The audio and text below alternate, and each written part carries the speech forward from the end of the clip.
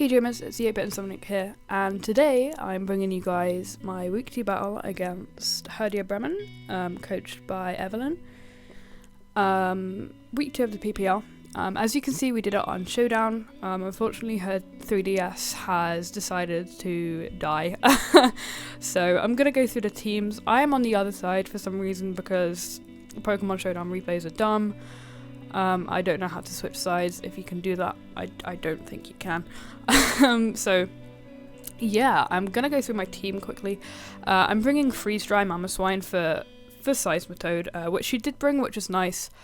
I did want to bring HP Fire for the Scissor, but it still wouldn't have killed if she had HP investment and Spidef investment, which I did expect her to bring, so I slapped Knockoff on there instead. And then I Shard EQ, I think, was my set. No, excuse me, I had Superpower on there instead of I Shard for Umbreon. Then we have Rocky Helmet Defensive Gastrodon to deal with Darmanitan and Scissor, punishing those U-turns and getting off some damage. It really deals with Darmanitan, especially if it's Scarfed, so it can't just spam Flare Blitz all the time. With Scald, Recover, Ice Beam, and HP Grass for Seismitoad. Then we have Cofagrigus. It's kind of mixed defense, mainly in physical bulk. This is for Mega Altaria if she decided to bring it, because it deals with it really well. However, she did not bring it, as you can see. I have Hex T-Spikes with Pain Split, and I can't remember what my last move was. It might have been Haze or it might have been Willow. I can't remember off the top of my head. This game happened like a week ago and I've only just got around to recording it, so apologies for the lateness. This thing's job was to switch into Altaria and kind of give me a switch into Thundy, but not really if it was like modest Specs or modest Life Orb or Prankster. Thundy is a problem, but I can play around it. Then we have set up Scissor, with a little bit of speed investment to outspeed uninvested Seismitoad. So SD, Bug Bite, Bullet Punch, and Roost. If I can set up on the Celebi, that would be ideal. However, she may be bringing HP Fire, and I do expect Foul Play on the Umbreon, so I can't exactly set up on that. Then I have 3 attacks, Colberberry Mew. Originally it was Life Orb. It may be Life Orb in this match, I can't remember, but it's either Colberry or Life Orb, because I did expect a Pursuit Trapping either Scissor or Liped, and I didn't want to lose Mew because it does a lot of work to her team. I have Dazzling Gleam, Psychic, Flamethrower, and then Roost as my moveset because it just does so much work to her team. And then finally we have I think it was Life Orb Electabuzz or Expert Belt Electabuzz with Volt Switch, Thunderbolt, Signal Beam, and I do believe HP Grass, again for the Seismitoad. Signal Beam was brought specifically for Celebi. It also hit Umbreon super effectively as well, but it's also an Umbreon, so it still wouldn't do shit to it. I was really concerned about setup Celebi, whether it be Swords Dance Baton Pass into Mew or Scissor, Mew into Darmanitan or Scissor, that would be spooky. So I was really worried about Celebi this match, which is why I specifically brought Signal Beam over like a physical variant or like HP Ice. But Signal Beam does do just decent coverage for her team. So as you can see, she has brought Seismitoad, Celebi, Darmanitan, Umbreon, Thundurus, Incarnate, which is spooky, and Scissor. So I'm actually going to lead off with Mamoswine. I'm probably going to be pausing this replay a lot, so if you can hear me clicking buttons, I apologise. This laptop is a piece of garbage, and if it lags, it's that. So she's actually going to lead off with Thundurus, which is not ideal. She predicted my lead very nicely. So I'm going to switch out here, fearing the Grass Knot, which she does indeed go for turn 1, not wanting to overpredict, and Cofagrigus takes a hell of a lot of damage from that. I'm going to get 7% back from lefties, actually she's going to go for the Volt Switch, and it's going to take me down to the red, which is again less than ideal. Now this thing's job is to set up T-Spikes, because she doesn't have any hazard removal this week. She's actually going to click Toxic here, which is actually quite nice for me. She must have predicted a switch into Gastro there, instead of going for the Foul Play, which is fair enough. She really needs to toxic that Gastrodon to wear it down. So yeah, but I did intend to sack that there because it did get up T-Spikes. But I'm actually going to preserve it and go straight into Scissor, making the offensive play. I knew I could take a foul play, and I'm just going to roost off the damage this turn anyway. So I'm going to Mega Up, go for Roost. She's going to keep going for foul plays, and she actually gets a crit, which is kind of annoying. It just means I have to keep staying in and going for Roost, but she actually protects it for some reason. Not going to question it.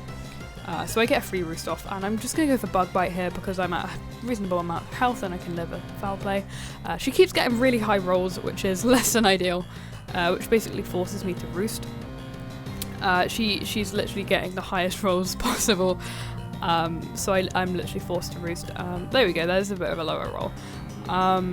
So I just keep roosting, and she's actually going to go for a Wish here. Now, part of me really wanted to go for Sword Stance here, but I couldn't risk her predicting me to do that and going for foul play, because that would have been one of my win conditions gone. Not win conditions, but something to deal with things and stuff. This also switches into regular Scissor, so I'm going to need to keep it around, especially if Cophagus or Gastrodon go down early. So I'm actually going to go for the Bug Bite and take out the Umbreon, which is really nice. I'm going to switch into Andrew Gold again, expecting the Hidden Power Fire, but she actually has Incinerate, which tells me she also has not HP Grass. I'm doing words and things. It means she doesn't have to mess around with IVs and lose any instead of HP Fire. So there's the Incinerate, which could also have been handy for Rindo Berry Gastro, which I've only just thought of. I'm going to bring into Mamoswine to revenge it, go for the safe Ice Shard, not wanting to predict. I did want to stay in and go for Earthquake, but it wouldn't have killed. And I'm glad I didn't, because she does carry the superpower. Which isn't going to do too much to Gastro. She's going to go into Thunderous, probably sacking it. I go for the Recover here because I know that after Grass Knot and Rocky Helmet and Life Orb damage, it's going to go down to Recoil. So here I switch straight into Electabuzz because, as I explained earlier on in the video, I was terrified of Setup Celebi. This is specifically IV to outspeed Timid Celebi. By 1 point, and she does go straight for the nasty plot, which is Spooky Scary Skeletons, and I can kill it straight away with Signal Beam. Now, she did say that she was expecting Ice Punch on this thing, or Hidden Power Ice. She did not expect the Signal Beam, hence why she stayed in there. But now she's going to go into Darmanitan. I'm fearing the Scarf set, so I'm going to switch straight into my Gastro to take whatever hit. And I'm just going to click Recover here. No, I don't. I lied. I go for Hidden Power Grass, predicting the Seismitoad switch, get a nice chunk of damage off, and I'm going to go into Mew, predicting the Grass Knot, taking that nicely, even with a crit, that does 7%. I'm just going to go for the safe Psychic here. There's no reason for me to over-predict. As it turns out, I'm Colbur Berry and not Life Orb. And she reveals that she is Scarf Scissor, which is interesting. I ran that against Mighty Mamoswine. It's a spooky set. I'm actually going to Roost here because there's not much it can do to me. She's going to go for HP Fire, predicting the Scissors to come in, which I wouldn't switch in the Seismitoad. Switching the Seismitoad to a Seismitoad? I would not switch in the Scissor to a Seismitoad because of Scald Burns and such like. But here she's going to go back into a Scarf Scissor. At this point I want to switch out and sack my Gastrodon, as it's going to take more Rocky Helmet damage. Now this is the point where I panic, because if this is Scarf Darmanitan, I may lose, depending on recoil damage and such things and such life. So basically, if she dual Scarfers, she's going to outspeed the rest of my team, and it's going to be spooky scary. So yeah, depending on what she locks herself into, blah blah blah. I have to go into Electabuzz here and get off some damage with that. So that's exactly what I do, because I believe my Mew was modest. So I go for T-Bolt, and it turns out she is not Scarf, she is E-Belt, which is great for me, because now Scissor can come in and clean up the rest of her mons. Darmanitan's going to go down to a Bullet Punch, she locks herself into U-Turn, which is going to do nothing to Mega Scissor, and I'm going to finish her off with a Bug Bite. That is the game. So we won 3-0. I could have played a bit better, I could have prepped a bit better, but I'm quite pleased with how I did.